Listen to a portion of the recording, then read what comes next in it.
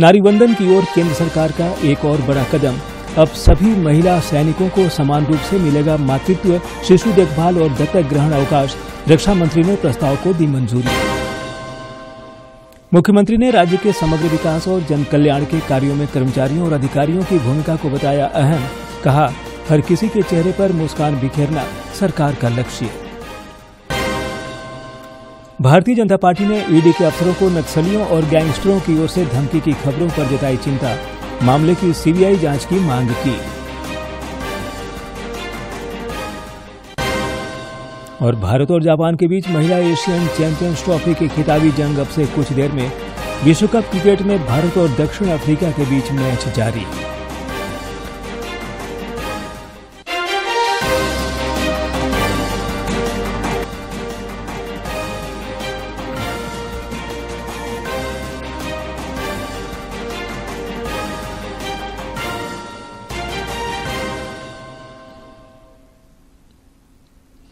नमस्कार, खबरें झारखंड में आपका स्वागत है।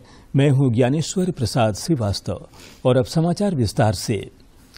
राष्ट्रपति द्रौपदी मुर्मू ने आज नई दिल्ली के भारत मंडपम में चल रहे वर्ल्ड फूड इंडिया के समापन समारोह को संबोधित किया। मोटे अनाज की महत्ता को बताते हुए उन्होंने कहा कि संयुक्त राष्ट्र ने वर्ष 2023 को अंतर्राष्ट्रीय मिलेट वर्ष घोषित किया है। राष्ट्रपति ने कहा कि वर्ल्ड फूड इंडिया में हुई चर्चाओं को आगे बढ़ाया जाएगा। 2023 is the year of millets.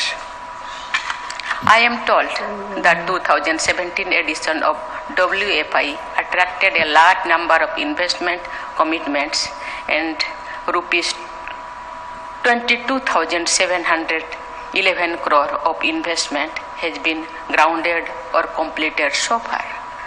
In this edition too, I am sure the investor community must have found immense opportunities in our food processing and allied sectors. WFI has the potential to help India become a kitchen to the world.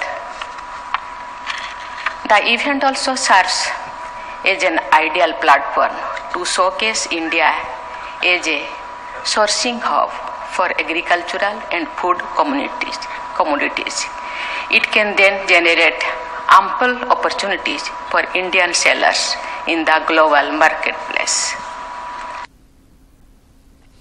प्रधानमंत्री नरेंद्र मोदी ने आज छत्तीसगढ़ के संक्षिप्त प्रवास के दौरान राजनांदगांव जिले में तीर्थस्थल डूमरगंज पहुंचकर मां बमलेश्वरी देवी के दर्शन किए। इसके बाद उन्होंने जैन तीर्थस्थल चंद्रगिरी में जैन संत विद्यासागर जी महाराज से भी भेंट कर उनका आशीर्वाद प्राप्त किया। अर्चना करते हैं और खास करके यहाँ पर्यटकों के लिए भी पीएम ने जैन मुनि मुलाकात की और ये दृश्य उस समय के जब प्रधानमंत्री मुनि आचार्य श्री विद्यासागर जी।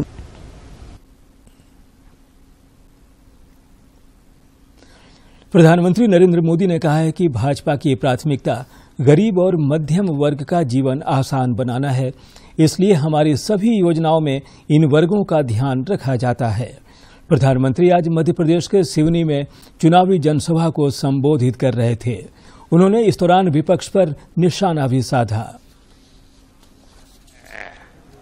वो तो चुनाव लड़ने का ढोंग कर रही है ताकि कहीं डोनेशन वोनेशन इकट्ठा करने के लिए मौका मिल जाए। असली लड़ाई क्या चल रही है? कांग्रेस मुख्यमंत्री की कुर्सी के लिए नहीं लड़ रही है। वो तो उन्होंने माना है तो भाजपा का यहां पक्का है, लेकिन क्यों लड़ रहे वो इस बात के लिए मैदान में लड़ाई लड़ रहे हैं कि आगे चल करके किसका बेटा कांग्रेस का मुखिया बनेगा। कपड़े फाड़ने में लगे हैं, एक दूसरे के कपड़े फाड़ और लड़ाई यही है कि इसका बेटा कांग्रेस पे कब्जा करेगा कि उसका बेटा कांग्रेस पे कब्जा करेगा। यहां के दो बड़े नेता अपने अपने बेटों को आने वाले दिनों में सेट करने के लिए मध्य प्रदेश को अपसेट करने में लगे हुए हैं। जिनको अपने अपने बेटों की चिंता है, आप मुझे बताइए, जिनको अपने बेटे बेटी की चिंता है वो कभी आपके बेटे बेटी के लिए सोचेंगे क्या? अब सभी महिला सैनिकों को मातृत्व, शिशु देखभाल और दत्तक ग्रहण अवकाश समान रूप से मिलेगा। रक्षा मंत्री राजनाथ सिंह ने इससे जुड़े प्रस्ताव को मंजूरी दे दी है। को लेकर एक प्रस्ताव जारी किया है। इस प्रस्ताव में महिलाओं की छुट्टियों को लेकर एक नियम बनाया गया है। जारी नियम में कहा गया है कि रक्षा मंत्री राजनाथ सिंह ने सशस्त्र बलों में तैनात महिला सैनिकों, नाविकों और वायु योद्धाओं के लिए उनके अधिकारी समकक्षों के बराबर मातृत्व, बाल देखभाल और बच्चों को गोद लेने की छुट्टियों के नियमों के विस्तार के प्रस्ताव को मंजूरी दे दी है। नियम जारी होने के साथ सेना में सभी महिलाओं के लिए ऐसी छुट्टियों का अनुदान समान रूप से लागू होगा, चाहे वो अधिकारी हो या किसी अन्य रैंक की। रक्षा मंत्रालय का यह फैसला सशस्त्र बलों में सभी महिलाओं की समावेशी भागीदारी के दृष्टिकोण के अनुरूप है। नियमों के विस्तार से सशस्त्र बलों से संबंधित महिलाओं की कार्य स्थितियों में सुधार होगा और उन्हें पेशेवर और पारिवारिक जीवन में बेहतर तरीके से संतुलन बनाने में मदद मिलेगी। झारखंड चतुर्थ वर्गीय पुलिस कर्मचारी संघ और झारखंड जगुआर सेवा संवर्ग के पुलिसकर्मियों ने आज मुख्यमंत्री हेमंत सोरेन का अभिनंदन, अभिवादन और आभार जताया। राज्य मंत्री परिषद द्वारा पिछली बैठक में झारखंड जगुआर में कार्यरत सभी पुलिस कर्मियों को 7वें पीआरसी के आलोक में विशेष भत्ता को पुनरीक्षित करने के प्रस्ताव को मंजूरी दी गई थी। सरकार के इस फैसले का स्वागत करते हुए कर्मी आज मुख्यमंत्री आवास पहुंचे और उनका आभार जताया। इस दौरान मुख्यमंत्री ने कहा कि सभी कर्मचारी उनके लिए एक समान है।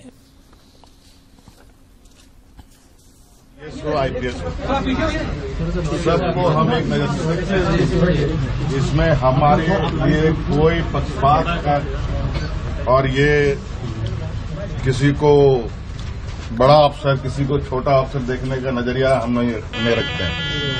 हमारे लिए सभी कर्मचारी एक बराबर हैं और आप लोग हमारे आंख, कान, नाक हैं।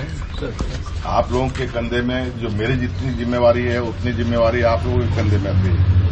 हम यही चाहेंगे कि जिस तरीके से हम आप लोग देख रहे होंगे, हर वर्ग को, आम नागरिक को भी, कर्मचारी को भी, जिस तरीके से हम लोगों ने राज्य में विगत कार्यकाल में जिस तरीके से तोहफा दिया, जिस तरीके से उनकी मायूसी को खत्म करने का प्रयास हम लोगों ने हर तरीके से और यथासंभव करने का कोशिश किया है। और हम नहीं कह सकते हैं कि बहुत 100% चीजों को हम अभी ठीक कर पाए हैं, लेकिन शुरुआत जरूर है। भारतीय जनता पार्टी ने उन खबरों पर गहरी चिंता व्यक्त की है जिनमें बताया जा रहा है कि झारखंड में हजारों करोड़ रुपए के घोटाले की जांच कर रहे ईडी के अफसरों को नक्सलियों और गैंगस्टरों की ओर से धमकी दी जा रही है। प्रदेश भाजपा के वरिष्ठ नेता और प्रवक्ता प्रतुल नाथ शाहदेव ने रांची में पत्रकारों से बातचीत में कहा कि जांच को प्रभावित करने के लिए अधिकारियों को फर्जी मामलों में उन्हें फंसाकर डराने और धमकाने का प्रयास किया जा रहा है।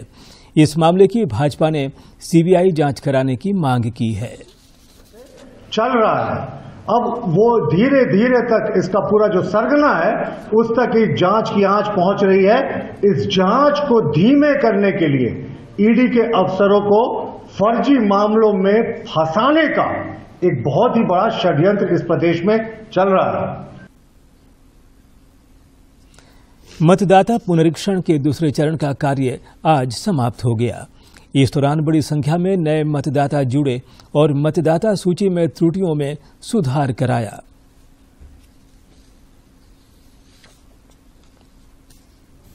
मतदान लोकतंत्र की शक्ति है। अधिक से अधिक मतदाता जब मतदान करते हैं तो लोकतंत्र और भी सशक्त होता है। इसके लिए यह भी जरूरी है कि कोई भी योग्य मतदाता इसके अधिकार से वंचित न रहे। इसी को ध्यान में रखकर भारत निर्वाचन आयोग लगातार मतदाता पुनरीक्षण करवा रहा है। इस अभियान का दूसरा चरण आज समाप्त हुआ। इस दौरान मतदाता सूची में नाम जुड़वाने को लेकर नए मतदाताओं में काफी उत्साह देखा गया। घूम घूम के सर्वे किए और अपना बूथ पर आकर बैठे और घर घर जाके आम पब्लिक को जागरूक किए। अभियान के दौरान बीएलओ और उनकी टीम ने घर घर जाकर नए मतदाताओं का फॉर्म भरवाया और उनका नाम मतदाता सूची में जोड़ने में मदद की। हम लोग के 27 अक्टूबर से बैठे हैं बूथ पर और आज लास्ट है 5 नवंबर और इसको अभी तक हम लोग 9 दिसंबर तक घूमना है। मतदाता सूची में अपना नाम जुड़वाने को लेकर उत्सुक लोगों में उत्साह तो दिखा ही, बिना किसी परेशानी के घर के नजदीक ही यह सुविधा मिलने की खुशी भी उनमें दिखी। हम अपनी बेटी का जुड़वाने के लिए आए थे तो दे दिए हैं। एक हमारे मित्र हैं, उनका भी बेटा का जुड़वाना है तो वो फॉर्म ले जा रहे हैं और फॉर्म ले जाके भरेंगे, वो भर के लाएंगे। मतदान हर एक भारतीय का कर्तव्य भी है और इसके लिए मतदाता सूची में नाम जुड़वाने को लेकर जो आकर्षण लोगों में दिख रहा है वह भी उत्साह बढ़ाने वाला है। रांची से अवधेश गौतम की रिपोर्ट। लोहरदगा में हाई लेवल ब्रिज निर्माण के संवेदक से 10 लाख रुपए लेवी मांगने के आरोपी टीपीसी के नक्सली को पुलिस ने गिरफ्तार कर लिया है। इस नक्सली के पास से 2 मोबाइल फोन और 3 सिम कार्ड बरामद की गई है। पुलिस अधीक्षक हारिस बिन जमा ने बताया कि संवेदक को फोन कर 10 लाख रुपए लेवी की मांग की गई थी। साथ ही लेवी का पैसा नहीं देने पर निर्माण कार्य बंद करने तथा जान से मारने की धमकी दी गई थी। सूचना पर त्वरित कार्रवाई करते हुए एक छापामारी टीम का गठन कर टीपीसी नक्सली को गिरफ्तार कर लिया गया। उसने अपना अपराध भी स्वीकार कर लिया है। दी जा रही थी, कई नंबर वो बदल बदल कर धमकी दे रहा था। वो सारे नंबर्स और जिस मोबाइल फोन का प्रयोग किया गया था वो मोबाइल फोन भी मिला। उसके बाद उनको अरेस्ट कर विधिवत यहाँ लाया गया, उनसे पूछताछ की गई तो अपने कन्फेशन में पूछताछ में उन्होंने बताया है ये सारी घटना जो है वो टीपीसी कमांडर्स के कहने पर ही कर रहे थे। उनके नाम पर लेवी मांगी जा रही थी। उनको गिरफ्तार कर आज हम लोग जेल भेज रहे हैं। रांची जिले की तमाड़ पुलिस ने हथियार के साथ 2 अपराधियों को गिरफ्तार किया है। इनके पास से एक देसी पिस्टल, 16 जिंदा गोली और एक बाइक बरामद किया गया है। दरअसल रात्रि गश्ती के दौरान पुलिस ने विजयगिरी पथ पर एक मोटरसाइकिल को आते देख उसे रुकने का इशारा किया, लेकिन मोटरसाइकिल सवार पुलिस को देख भागने लगे। उसके बाद पुलिस और आईआरबी के जवानों ने मोटरसाइकिल सवार को खदेड़कर पकड़ लिया। जामताड़ा परिसदन में झारखंड विधानसभा के आंतरिक संसाधन एवं केंद्रीय सहायता समिति की बैठक हुई।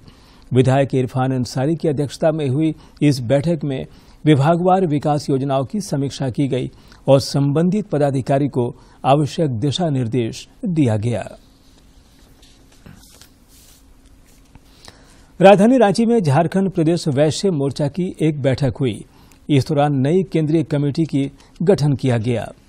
बैठक के बाद प्रेस वार्ता के माध्यम से नई केंद्रीय कमेटी की घोषणा की गई। मोर्चा के केंद्रीय अध्यक्ष महेश्वर साहू ने कहा कि प्रत्येक वर्ष स्थापना दिवस के पश्चात केंद्रीय कमेटी का पुनर्गठन किया जाता है ताकि सक्रिय एवं समर्पित सदस्यों को आगे बढ़ाया जा सके, जिसमें सक्रिय और अच्छे लोगों को हम लोग चाहते हैं कि वो आगे बढ़े। कई नए लोगों को भी हम लोग जगह स्थान देते हैं ताकि आने वाले दिनों में जो वैश्य मोर्चा के कार्यक्रम हो उसमें उनकी बेहतर भूमिका हो सके। केन्या के मोम्बासा में 6 से 9 नवंबर तक युवा सम्मेलन का आयोजन होने जा रहा है, जिसमें रामगढ़ जिले के दुलमी प्रखंड निवासी आदिवासी परिवार से आने वाली सुनीता कुमारी भी व्याख्यान देंगी। केन्या के मोम्बासा में 6 से 9 नवंबर तक आयोजित होने वाले युवा सम्मेलन में भारत से 4 लोग अपने अपने विषयों पर व्याख्यान देंगे, जिसमें रामगढ़ जिले के दुलमी प्रखंड निवासी आदिवासी परिवार से आने वाले सुनीता कुमारी भी शामिल हैं। वे युवाओं को रोजगार से जोड़ते हुए उन्हें आत्मनिर्भर बनाने और उनके बीच स्वरोजगार तथा उद्यमिता सृजन विषय पर व्याख्यान देंगी। हमारे इंडिया से 4 जा रहे हैं और पूरे देश से जो 7 देश है जो जियो वायन का वहाँ पे कार्य होता है, तो वहाँ से भी यूथ पार्टिसिपेट कर रहे हैं। रामगढ़ जिले में विगत कई वर्षों से transforming rural India foundation TRIF नामक एक राष्ट्रीय स्तर की संस्था GOYN नाम का एक ग्लोबल प्रोग्राम चला रही है। इस प्रोग्राम का मूल मकसद युवाओं के उत्थान के लिए काम करना है। TRIF के इस कार्यक्रम के माध्यम से सुनीता कुमारी रामगढ़ के युवाओं का लगातार मार्गदर्शन कर रही हैं और उन्हें आजीविका से जोड़ने का भी काम कर रही हैं। मैं पहली बार इंडिया से बाहर जा रही हूँ, झारखंड से पहली बार बाहर जा रही हूँ, और बाकी महिलाओं के लिए मैं बोलना चाहूँगी कि जिस तरह आज मुझे ये मौका मिला है, तो मैं चाहूँगी कि बाकी महिलाएं भी घर से निकलें और वो भी हमारे देश की, झारखंड की, हमारे इंडिया की भागीदारी में साथ लें और कैसे हम आजीविका को आगे बढ़ाएं, इसके लिए वो भी अपना कदम आगे बढ़ाएं। सुनीता कुमारी ने बताया कि एक बड़े मंच में भारत और झारखंड का प्रतिनिधित्व करना उनके लिए गर्व की बात होगी। उन्होंने अन्य महिलाओं को भी देश के विकास में भागीदारी के लिए प्रेरित किया। हमारा GOYN प्रोग्राम है, ये बेसिकली युवाओं पे है, जो कि युवाओं की आजीविका से संबंधित है, और ये हमारा 2020 से ही GOYN रामगढ़ जिले में कार्यरत है।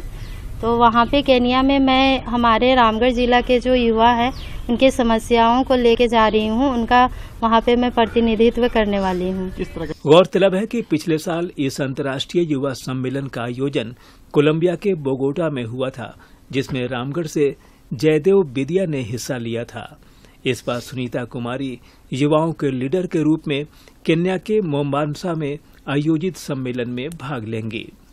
उनके साथ TRIF संस्था से अभिषेक सिंह भी मौजूद रहेंगे। रामगढ़ से KK तिवारी की रिपोर्ट।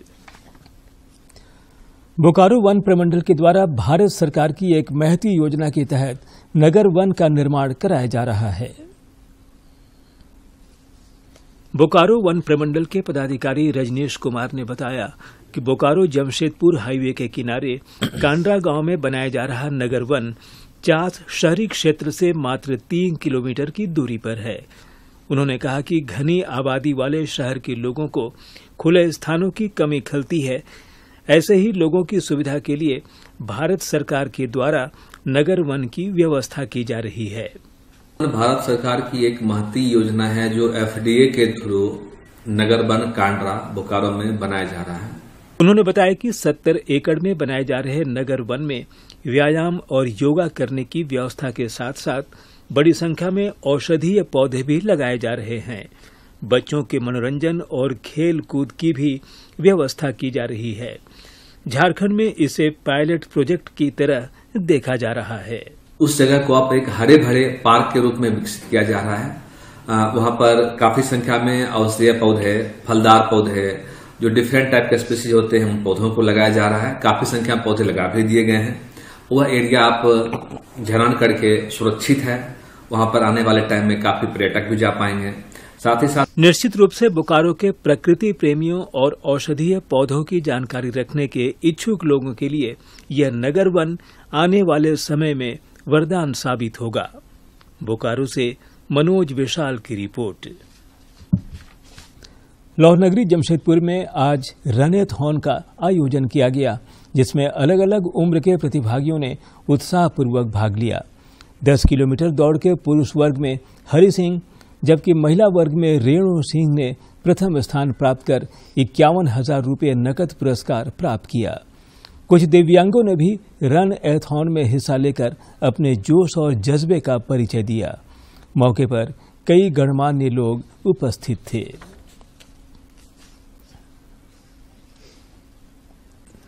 अच्छा हुआ, अच्छा है इधर सब कुछ। मैं रोशन करनी चाहती हूँ और ओलंपिक्स में नेक्स्ट ओलंपिक्स आ रहे हैं, तो उसमें मैंने और अच्छा करने के लिए। जमशेदपुर अंतर्गत बिष्टुपुर स्थित चैम्बर ऑफ कॉमर्स भवन के सभागार में छंदमाल्य कवि मंडपम द्वारा छंदबद्ध रचनाओं की गीतमय प्रस्तुतियों के साथ छंदमाल्य भाग 3 का आयोजन किया गया। इस कार्यक्रम की अध्यक्षता राजस्थान से आए छंदाचार्य गोप कुमार मिश्र ने की, जबकि मुख्य अतिथि के रूप में रांची के छंदज्ञ दिनेश रविकर मौजूद थे। इस दौरान शहर के प्रसिद्ध समाज सेवी एवं साहित्य प्रेमी गोविंद दोदराजका को छंदमाल्य सम्मान से अलंकृत किया गया। छंदों का यह अद्भुत कार्यक्रम कुछ इस तरह से नियोजित किया गया था जिसमें किसी भी वाक्य को गद्य में उच्चारित नहीं किया गया। अतिथियों का स्वागत, मंच पर आमंत्रण, आभार, संचालन एवं धन्यवाद ज्ञापन तक के कार्यों को केवल छंदों में ही किया गया। यहाँ तक कि समीक्षात्मक टिप्पणियां भी छंदों में ही की गई। कार्यक्रम की संयोजिका प्रतिभा प्रसाद कुमकुम ने इस अनोखे छंद आधारित कार्यक्रम की परिकल्पना को साकार करने में सभी के सहयोग पर आभार जताया। नहीं, चैम्बर ऑफ कॉमर्स बिष्टुपुर में कार्यक्रम हो रहा है। आपका परिचय? मेरा नाम प्रतिभा प्रसाद। और अब कुछ खबर राज्य के विभिन्न जिलों से।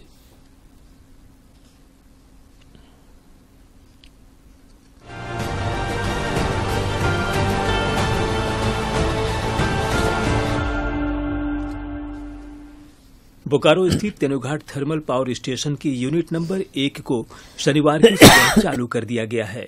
मेंटेनेंस की वजह से इसे बंद कर दिया गया था। टीवीएनएल के एमडी अनिल शर्मा ने बताया कि दोनों यूनिट से पूरी क्षमता से उत्पादन हो रहा है। दक्षिण पूर्व रेलवे के महाप्रबंधक अनिल कुमार मिश्रा ने पूर्वी सिंहभूम जिले के बादाम पहाड़ बहेलदा टाटा सेक्शन का निरीक्षण किया। उन्होंने बताया कि टाटा बादाम पहाड़ सेक्शन में चलने वाली 3 नई ट्रेनों का परिचालन 21 नवंबर से शुरू हो जाएगा। गोड्डा में सेना में तैनात जवान की मां की 14 अक्टूबर को अपराधियों ने हत्या कर दी थी। पुलिस की ओर से अब तक अपराधियों की धरपकड़ नहीं की गई है। इसके विरोध में पूर्व सैनिकों ने राजभवन के समक्ष धरना प्रदर्शन किया। हजारीबाग में कांग्रेस नेता डॉक्टर प्रकाश कुमार पर गोली चलने का मामला अब तूल पकड़ता जा रहा है। हजारीबाग जिला कांग्रेस ने प्रेस कॉन्फ्रेंस कर कहा कि पूरे मामले को लेकर एसआईटी का गठन किया जाए और अपराधियों को तुरंत पकड़ा जाए। पिछले 24 घंटे में राज्य भर में डेंगू के 74 संदिग्ध मरीज मिले हैं। जांच के बाद 18 में डेंगू की पुष्टि हुई है। इनमें सबसे ज्यादा 10 मरीज चतरा जिले में मिले हैं। वहीं देवघर में 1, धनबाद में 6 और हजारीबाग में 1 मरीज मिला है। विधानसभा अध्यक्ष रविंद्रनाथ महतो ने रिम्स में भर्ती अपने क्षेत्र के मरीजों का हाल चाल जाना। इस दौरान उन्होंने मरीजों के उचित उपचार के लिए डॉक्टरों से भी बातचीत की। गिरिडीह जिले के तीसरी थाना के चौकीदार राहुल यादव के परिजनों ने अपहरण की आशंका जताई है। राहुल के मोबाइल को पुलिस ने तीसरी चंदौरी मुख्य मार्ग पर सकसोकिया के निकट झाड़ियों से बरामद किया है। सिमडेगा जिले के कोलेबिरा थाना में तैनात जवान सत्यजीत के सुसाइड मामले में थाना प्रभारी कुमार इंद्रेश को सस्पेंड कर दिया गया है। इस मामले की जांच करने के बाद डीआईजी अनूप बिरथरे ने कार्रवाई की। पिछले दिनों राजधानी रांची में हरमू रोड के किशोरगंज चौक के पास अपराधियों ने दिनेश सिंह नामक युवक को गोली मार दी थी। पुलिस की दबिश से परेशान होकर इस घटना में शामिल 5 आरोपियों ने कोर्ट में सरेंडर कर दिया। पाकुड़ जिले के साहेबगंज गोविंदपुर एक्सप्रेस हाईवे गम्हरिया के पास एक अज्ञात वाहन ने बाइक सवार 3 लोगों को जोरदार टक्कर मार दी, जिससे एक बुजुर्ग महिला की मौत हो गई, जबकि 3 साल का मासूम और एक व्यक्ति गंभीर रूप से घायल हो गया।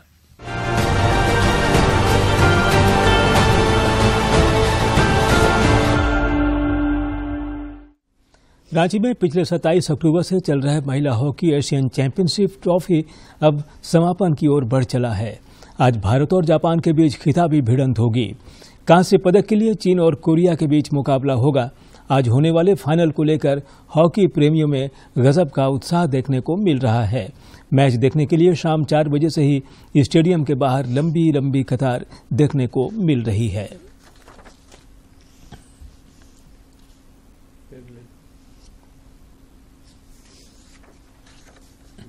और अब अंत में मुख्य समाचार एक बार फिर।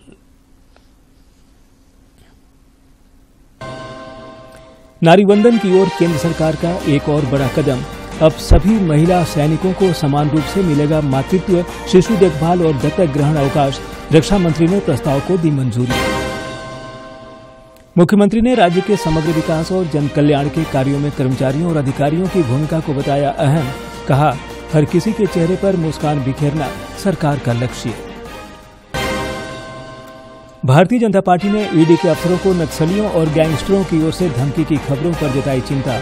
मामले की सीबीआई जांच की मांग की। और भारत और जापान के बीच महिला एशियन चैंपियंस ट्रॉफी की खिताबी जंग अब से कुछ देर में। विश्व कप क्रिकेट में भारत और दक्षिण अफ्रीका के बीच मैच जारी।